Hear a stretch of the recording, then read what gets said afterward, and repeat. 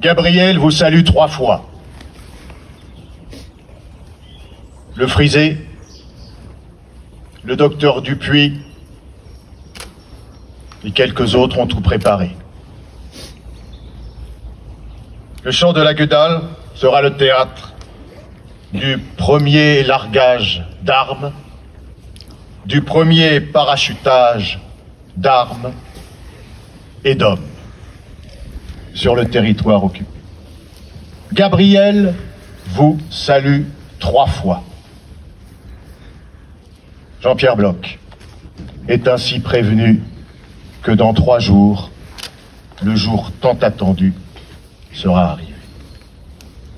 10 octobre dans la nuit, des armes, 3 parachutes, des armes, 3 Anglais. Jean-Pierre Bloch est là, à l'heure dite, ou presque. Déjà 1 heure séparait l'horloge anglaise de l'horloge française. Et l'avion ne cessait de tourner autour du lieu dit sans voir quiconque. Heureusement, Jean-Pierre Bloch arriva juste à temps. Il s'en est fallu de peu. Il s'en est fallu de peu.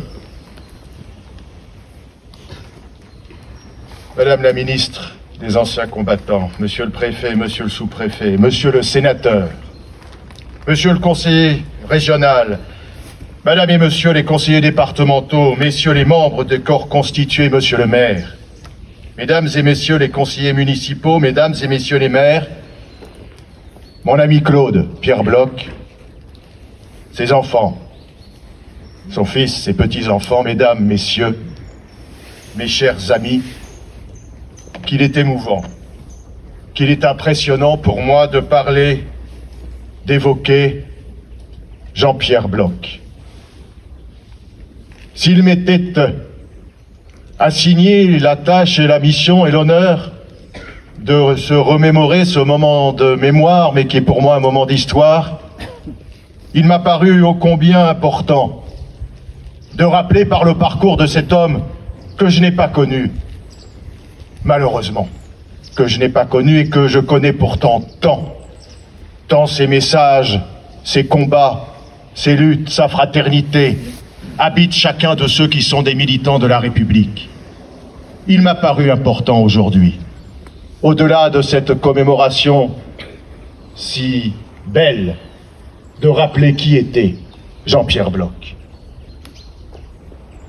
Il est présent, et pas simplement par ses enfants. Le journaliste, le militant, le franc-maçon, le député, le résistant, l'engagé volontaire, le ministre, le patron de presse, le président de la LICRA. Petit, robuste, d'une force de conviction égale à cette autorité naturelle qui en imposait tant. Sa voix tonitruante, en tête des manifestations avec un porte-voix comme si celle-ci n'était pas suffisante, ou à la tribune, il en imposait Jean-Pierre Bloch. Toujours un bulletin d'adhésion dans la poche, la camaraderie, l'équipe, le sens collectif, l'associatif, le combat ensemble, tout ça passait avant tout. Un militant de chaque instant, la figure du combattant universaliste. Jean-Pierre Bloch le moderne? Non.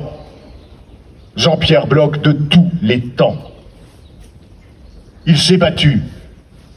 Il s'est battu pour l'émancipation des musulmans en Algérie, avant et après la Deuxième Guerre mondiale, pour que ceux-ci puissent bénéficier des mêmes droits que ceux de la communauté juive par le décret Crémieux avaient pu endosser. Il s'est battu pour accueillir dignement ces réfugiés, les réfugiés des pogroms, les réfugiés de l'apartheid d'Afrique du Sud, les réfugiés du Cambodge, ceux qui fuyaient le communiste, tous les réfugiés. Il s'est battu pour que la presse et sa liberté n'en profitent pas pour salir par racisme et par antisémitisme et par discrimination celui qui se trouvait injustement visé. Et si le décret Marchandeau, et si la loi Pleven de 1972, qui donne une limite à cette liberté d'expression et par laquelle on reconnaît que ce qu'on a le droit de dire, on peut le dire, mais ce qui est indicible est un délit. Il s'est battu pour ce décret, il s'est battu pour la loi Pleven, et quand il se bat, il gagne souvent. Jean-Pierre Bloch, contre le négationnisme, et Forisson. Par des combats judiciaires, il fait imposer un avertissement à la parution de Mein Kampf pour que les jeunes sachent contextualiser cet ouvrage. Je rappelle qu'au moment de la diffusion de Mein Kampf dans les années 30, le président de la LICRA d'alors, Bernard Lecache, son compagnon, se battait pour qu'on diffuse Mein Kampf, pour que la jeunesse sache, que les citoyens sachent quels étaient les dangers qui étaient devant eux. Et par ce combat judiciaire, Jean-Pierre Bloch a réussi à imposer un avertissement.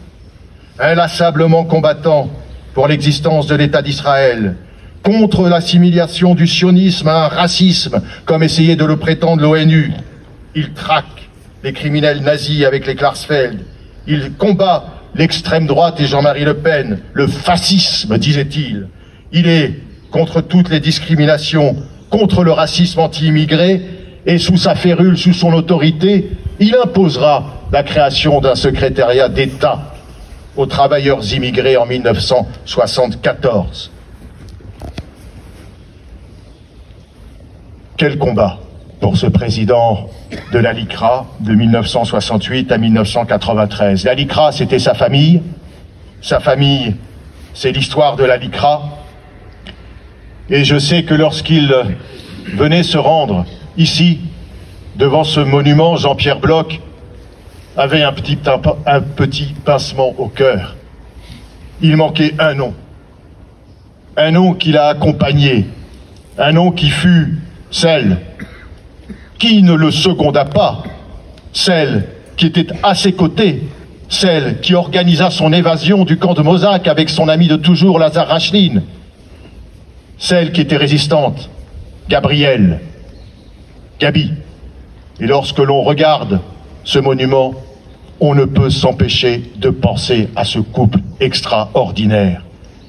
Alors il y a une filiation à la LICRA. Pardon de parler de notre association. Et je veux rendre hommage à Claude Pierre Bloch, vice-président de la LICRA, qui lutte non seulement pour la mémoire, mais pour l'histoire, pour que les jeunes puissent comprendre, pour que les jeunes puissent savoir. Alors, sur ce monument,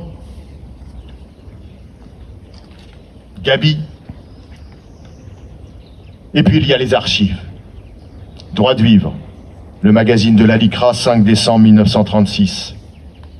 On peut y lire le petit texte suivant, quand je vous parle de famille combattante. Une amie du droit de vivre, c'est bien Madame Reine Bloch de Sétif, la charmante et jeune maman de notre Pierre Bloch, député de l'Aisne. Elle nous avait envoyé, voici peu, 31 abonnements en un seul jour. Cette semaine, elle nous envoie encore 10 nouveaux abonnements. On est en 1936. Jean-Pierre Bloch est à la LICRA depuis 1935. Un an après le massacre de Constantine. Un an après le massacre des Juifs de Constantine. Mais c'est déjà un inlassable combattant universaliste, fraternel, combattant de la République, droit de vivre, 3 octobre 1936. La lutte contre l'antisémitisme ne suffit pas. Nous avons des compagnons de douleur, car la théorie hitlérienne affiche son égal mépris pour toutes les races qui ne correspondent pas au type arien. Et lorsqu'au camp dansaient les Nancy en 1941, avant qu'ils ne s'évadent, l'on intime l'ordre aux Juifs, aux francs-maçons, aux homosexuels de sortir du rang, il comprend que la haine et le mépris dépassent le simple antisémitisme.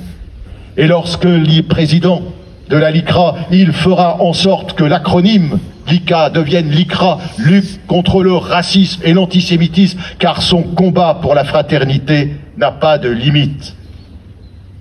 Alors il y a aussi Claude, Dany, David, Margot, mais Jean-Pierre et ses compagnons, Lucie et Romain Aubrac, Lazare Rachline, Joséphine Becker, la femme de toutes les libertés, si intime de Jean-Pierre Bloch. Et puis il y a Joseph Kessel. Joseph Kessel qui fut, lui aussi, un combattant de tout instant à ses côtés. Et me retrouvant ici, dans cette plaine, dans ces arbres, dans ces forêts, dans ce matin d'octobre, dans ce petit froid, au milieu d'anciens combattants relatant la mémoire et l'histoire de Jean-Pierre Bloch et de Joseph Kessel, je ne peux m'empêcher de me rappeler qu'ici, chacun sait ce qu'il veut, ce qu'il fait quand il passe. Ami, si tu tombes, un ami sort de l'ombre à ta place. Demain, du sang noir séchera au grand soleil sur les routes. Chantez, compagnons. Dans la nuit, la liberté nous écoute. Ami, entends-tu les cris sourds du pays qu'on enchaîne? Ami, entends-tu le voile, le vol noir des corbeaux sur nos plaines?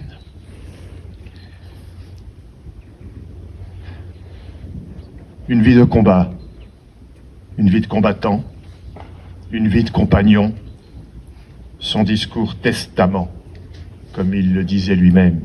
Nous sommes le 14 novembre 1987, 60e anniversaire de la LICRA. Écoutez, citoyens, écoutez, responsables politiques, écoutez ceux et celles qui sont ici parce que la conscience, la mémoire et l'histoire nous habitent. Écoutez Jean-Pierre Bloch, la lutte contre le racisme ne peut exister sans information ni éducation. Mieux que la force de nos lois, il convient de s'adresser aux consciences. Il est de tous les temps, Jean-Pierre Bloch. Et aujourd'hui, il s'adresserait aux consciences. Il lutterait contre l'obscurantisme. Il lutterait contre le fanatisme religieux. Il lutterait contre l'extrémisme identitaire. Il se battrait pour que la haine sur les réseaux sociaux cesse enfin. Il se battrait pour qu'on forge des citoyens à l'école, au lycée, dans les collèges. Il sait l'importance de l'histoire, l'importance de la culture, l'importance de la conscience. Lui qui haranguait les foules et qui manifestait, disait « ça ne vaut rien si l'on n'éduque pas ». Il faut retrouver et ne jamais perdre ce sens collectif qui l'a accompagné tout au long de sa vie de républicain et de combattant. Le message de Jean-Pierre Bloch, il s'adresse à nos consciences. Il enrichit nos combats. Il enrichit mes combats. Il lui donne un sens. Ce combat, c'est le combat pour une république fraternelle, réconciliée, une et indivisible. Atteindre l'inaccessible étoile, me direz-vous. Est-ce utopique? Pourquoi pas?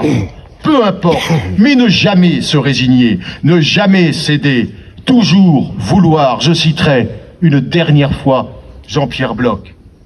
Nous sommes en 1992. Il a 87 ans. Il est superbe. Superbe d'une vie remplie, d'une vie de combattant, d'une vie d'amour, d'une vie d'amitié, de compagnonnage et de famille. Il se lève, la voix est intacte, il est imposant, et il déclame de sa voix forte le dernier rapport général de sa présidence. J'ai combattu jusqu'au bout pour le bon combat. J'ai achevé ma course, mais je garde ma foi. Épître de Paul à Pierre. Quel homme étonnant. Jean-Pierre Bloch, notre frère universaliste. Que cette foi, cette conscience nous anime toujours, combattants de la République, réunis ici pour te remercier tout simplement, mais avec tant d'émotion et de reconnaissance. Avec cette fraternité de Jean-Pierre Bloch dans nos cœurs, avec ce devoir de forger des citoyens et cette conscience qui nous font avancer. Mes amis, que vive la République, que vive la LICRA, et que vive la France.